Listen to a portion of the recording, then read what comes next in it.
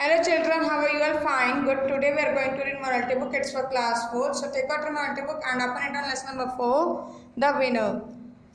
Discipline means doing what we know we should do.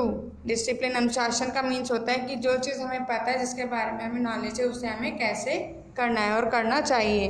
We all need to follow rules. हम सबको नियम का पालन करना ज़रूरी है. Discipline people follow rules strictly. अनुशासित लोग नियम का पालन बहुत सख्ती से करते हैं. Discipline teachers self control.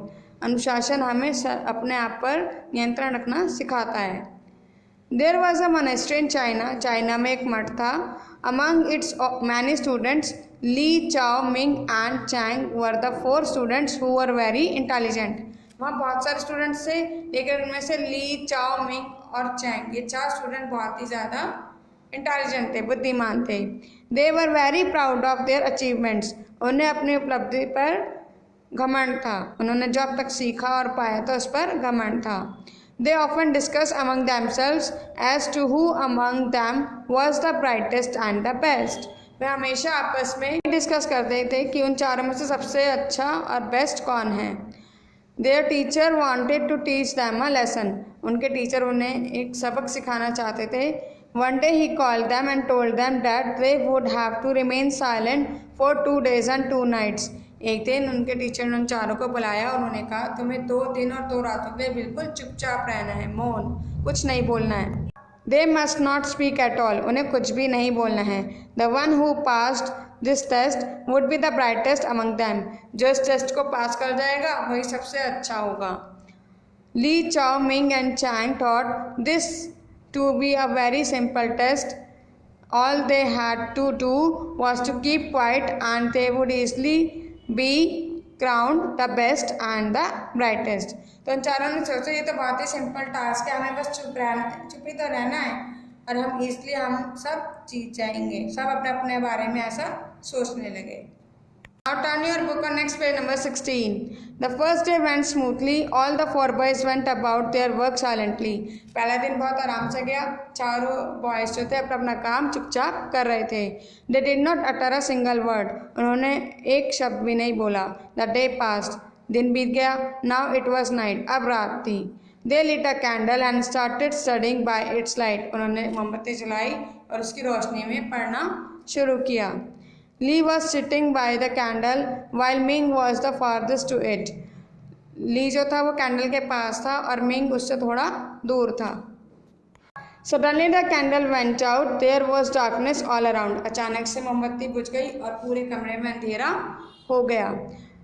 Oh no, the candle is out, shouted Lee. ली चिल्लाया, कैंडल बुझ गई. You talked, you have lost, Chao shouted back in the darkness.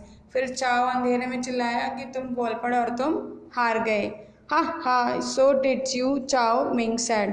तो मिंग भी हंसते हुए बोला, चाओ तुमने भी तो यही किया, तुम भी बोल पड़े और हार गए. Hey I won, I am the last one to speak, Chang cheered happily. फिर चैंग बोला कि मैं जीत गया, मैं सबसे बाद में बोला, और वो हंसने लगा, खुश होने लगा. They went to their teacher who was sitting at his desk in the far corner of the room. वे अपने टीचर के पास गए जो वहीं थोड़ी दूरी पर बैठे थे अपने डेस्क पर. The teacher shook his head and said, none of you have passed this test because all of you spoke before your time was up. Teacher ने अपना सिर को हिलाया और बोले कि तुम में से किसी ने भी ये टेस्ट पास नहीं किया है क्योंकि टाइम खत्म होने से पहले तुम सब बोल पड़े. He continued, you have no self control or discipline. उसने बोला कि तुम्हारा अपने पर सेल्फ कंट्रोल नहीं है, नियंत्रण नहीं है और ना ही तुम अनुशासित हो. You had to stay quiet only for 2 days, but you couldn't not even spend 24 hours without talking.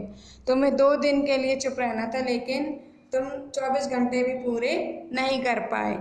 Remember, to do well in life, you must not only study well, but you need to be disciplined. अब हमेशा याद रखो कि तुम अपने life में हमेशा सब कुछ अच्छा करो. सिर्फ अच्छे से पढ़ाई करना ही नहीं होता, लेकिन डिसिप्लिन होना भी ज़रूरी है. The 4 boys realized their mistake and from that day onwards they become humble and disciplined.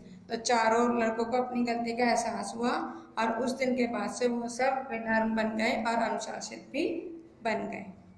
Now come to the next page. Let's do the exercise. The four boys lived in a dash in China. China में वो कहाँ रहते थे? Monastery. Monastery. The teacher decided to teach the boys a dash. उन teachers boys को क्या सिखाना चाहते थे? Lesson. The candle went out and there was dash all around. मोमबत्ती बुझ गई और चारों तरफ क्या हो गया? अंधेरा. Darkness. Ming was the dash one to speak. Third, क्योंकि वो थर्ड नंबर पे वो बोला था। The dash told them to exercise self control and be disciplined. किसने उनको बोला कि सेल्फ कंट्रोल करो और डिसिप्लिन में रहो? टीचर। तो आप यहाँ टीचर फिल करेंगे। Understood? Now read the chapter carefully and complete your work on time. Take care, bye bye.